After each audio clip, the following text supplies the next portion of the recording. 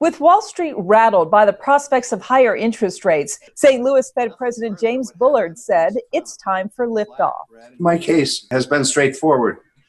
Essentially, I've argued that while the committee's goals have been met, the committee's policy settings remain as extreme as they have been at any time since the recession ended in 2009.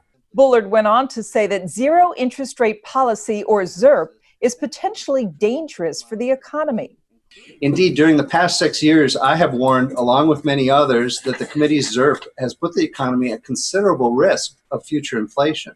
And Richmond Fed President Jeffrey Lacker, who's been the lone dissenter at recent FOMC meetings, also found fault with the Fed's decision to hold rates steady. Lacker argued rates are already rising. Most estimates of the natural interest rate in the U.S. have cluster at or just above zero. And that's notably well above the current real interest rate, which is at least -1, perhaps as low as closer to -2%. This perspective bolsters the case for raising the federal funds rate target right now. Lacker also addressed the impact or lack of impact from QE.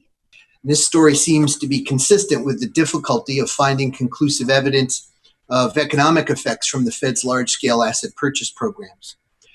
It also seems plausible that successive rounds of quantitative easing have had little or no effect. Essentially, that's equally consistent with the data.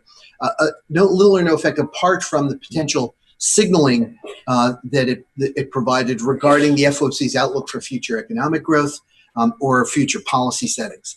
In a news conference following their speeches, both Bullard and Lacker indicated it's not so much about when the Fed raises rates, but what happens after that. A gradual increase in rates is expected, and Bullard told me the Fed will do a better job of communicating than it did during previous rate cycles in an attempt to avoid any shocks to the markets. In Washington, I'm Rhonda Schaffler for TheStreet.